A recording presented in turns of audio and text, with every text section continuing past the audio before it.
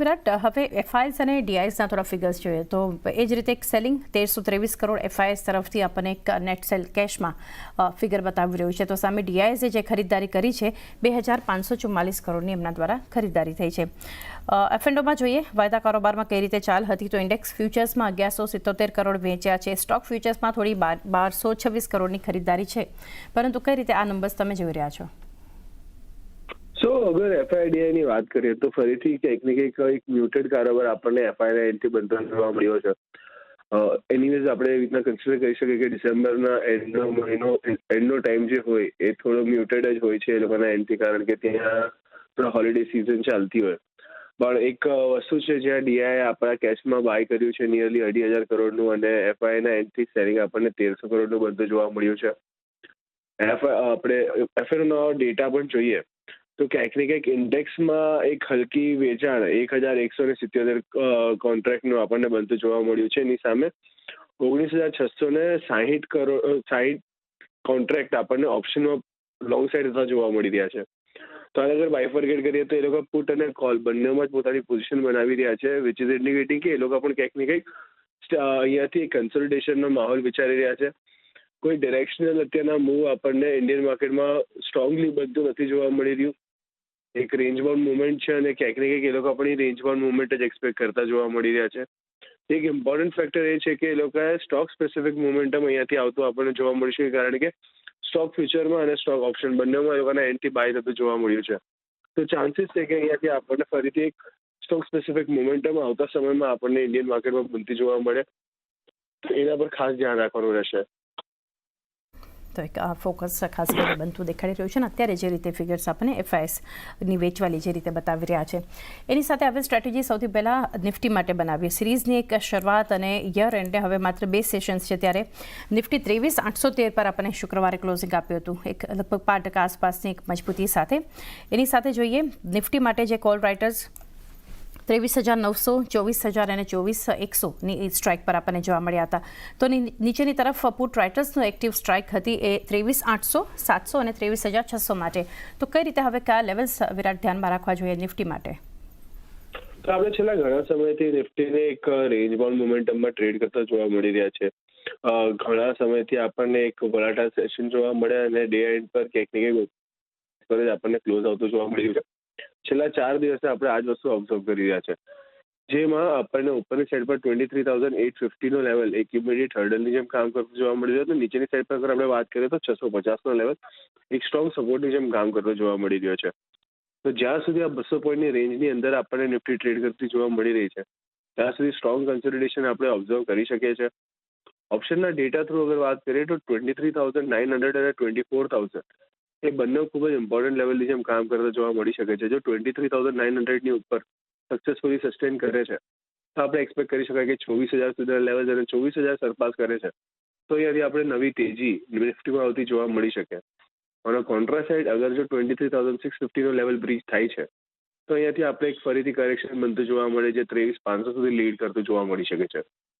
તો શોર્ટર પીરિયડમાં એક narrow range છે જે 200 પોઈન્ટની 23,650થી 23,850ની છે, અને અગર બ્રોડર સેન્સમાં જોઈએ તો 24,000 અને નીચે 23,500. જ્યાં સુધી આ બ્રોડર રેન્જ બ્રીચ નથી થતી ત્યાં સુધી એક્સપેક્ટ કરી શકાય એવું છે કે આપણને રેન્જ બાઉન્ડ મોમેન્ટમ નિફ્ટીમાં બનતું જોવા મળી શકે છે. તો વ્યૂ બનતો જોઈ રહ્યા છે આપણે નિફ્ટી માટે ખાસ એક લેવલ સાથે ધ્યાનમાં રાખીને. નિફ્ટી બેંક માટે હવે જોઈએ તો જે શુક્રવારે ક્લોઝિંગ આપ્યું છે 51,311 જોઈ રહ્યા છે આપણે કે એક મજબૂતી સાથે અહીંયા પણ ક્લોઝિંગ જોવા મળ્યું હતું, અને 2 દિવસથી આપણે જોઈ રહ્યા છીએ 5% આસપાસની મજબૂતી છે, પોઝિટિવ ક્લોઝિંગ આપ્યું છે, પરંતુ વિરાટ 2 દિવસથી દિવસના નીચલા સ્તર પર આપણે ક્લોઝિંગ આપી રહ્યું છે નિફ્ટી બેંક અગર જોઈએ તો હવે સાથે કોલ રાઇટર્સ અને પુટ રાઇટર્સની સ્ટ્રાઇક જોઈએ કે ક્યાં આપણને એક્ટિવ જોવા મળ્યા હતા. તો 51,400 ઉપર, ત્યારબાદ 51,500 અને 800ની સ્ટ્રાઇક પર.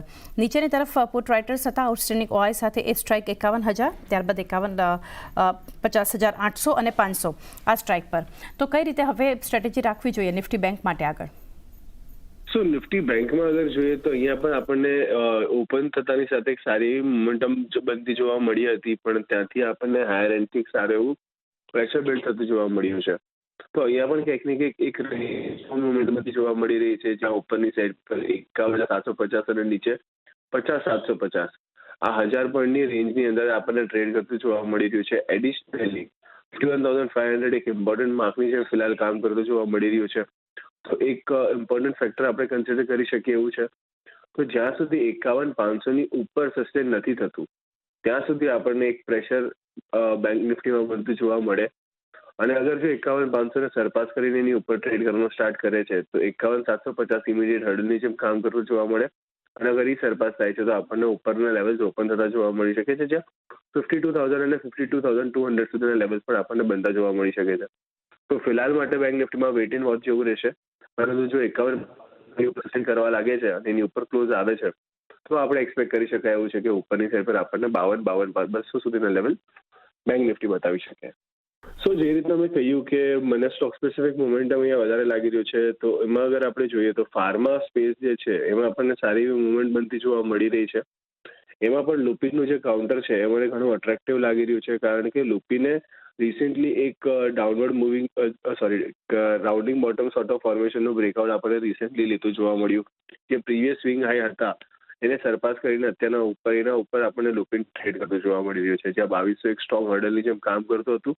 જે લેવલ અત્યારના સરપાસ થઈ ગયા છે ને એની ઉપર આપણને સારા વોલ્યુમ સાથે ટ્રેડ કરતા જોવા મળી રહ્યું છે.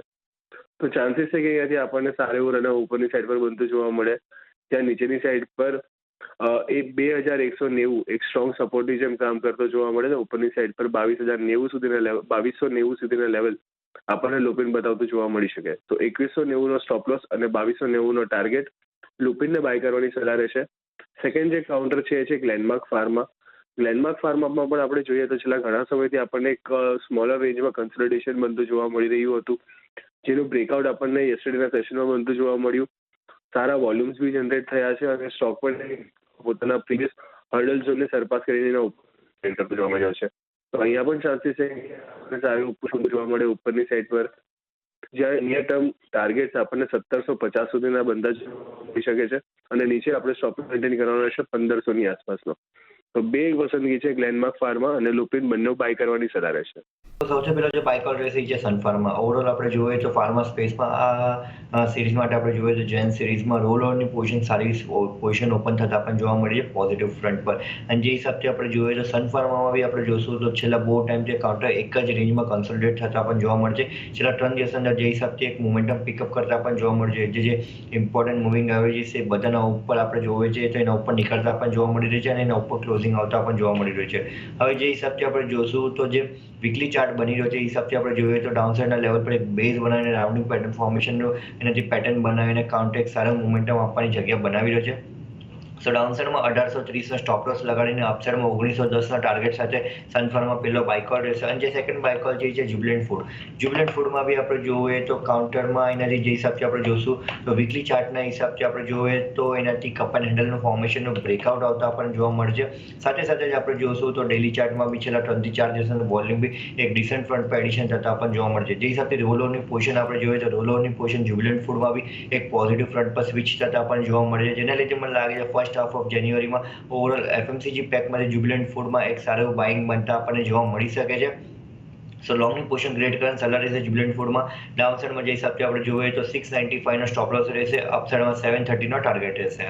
બીજી જે અમે અત્યારે જે થીમ લઈને ચાલી રહ્યા છે બજેટને ધ્યાનમાં રાખીને ડિફેન્સની થીમમાં, તો બીડીએલ અમારો પહેલો પિક રહેશે. બીડીએલનો તમે ચાર્ટ જોશો તો ડેલી ચાર્ટ ઉપર તમને ક્લિયર કટ એક રાઉન્ડિંગ બોટમ પેટર્ન બ્રેકઆઉટ દેખાઈ રહ્યું છે બીડીએલ ઉપર.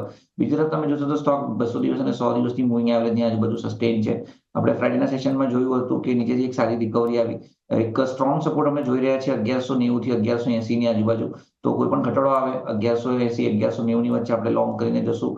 નીચેમાં જે આપણે સ્ટોપ લોસ રાખવાનો છે 1160 નો સ્ટોપ લોસ રાખવાનો છે. જો 1160 નું લેવલ બ્રેક નહીં થાય તો ચાન્સીસ છે કે બીડીએલમાં એક સારી એવી રિકવરી આપણને જોવા મળી શકે છે. અત્યારે 1190 ની આજુબાજુનું ક્લોઝિંગ છે, તો ઉપરમાં 1290 ના ટાર્ગેટ માટે આપણે બીડીએલ લોંગ કરવાનો રહેશે. 1290 ના ટાર્ગેટ માટે તમે લોંગ કરો 1160 ના સ્ટોપ લોસ ની સાથે. બીજું જે કાઉન્ટર છે એ બીઈએમએલ છે. બીઈએમએલ નો પણ ચાર્ટ પેટર્ન તમે જોશો તો કશે ને કશે એક ટ્રિપલ બોટમ પેટર્ન બ્રેકઆઉટ આપણને 4000 ના લેવલની આજુબાજુ જોવા મળ્યું હતું. એના પછી કાઉન્ટર 4500 ની આજુબાજુ ગયું છે, ત્યાંથી અત્યારે એક શોર્ટ ઓફ ના જે રીટેસ્ટિંગ છે એની આજુબાજુ ટ્રેડ કરી રહ્યું છે. 100 દિવસ અને 200 દિવસની મૂવિંગ એવરેજ ઉપર ટ્રેડ કરે છે. ફ્રાઇડેના સેશનની કેન્ડલ તમે જોશો તો almost bullish engulfing candlestick pattern આપણને દેખાય છે. સો 4200 ના ટાર્ગેટ માટે આપણે BDL લોંગ કરવાનું રહેશે. 4200 નો ટાર્ગેટ છે અને જે રીતના ઓવરઓલ ચાર્ટ પેટર્ન છે 4020 નો આપણે સ્ટોપ લોસ મેન્ટેન કરવાનો છે. 3 થી 4 દિવસનો કોલ છે મારા હિસાબથી BDL અને BEML આ બંને લોંગ કરીને જવાનું રહેશે.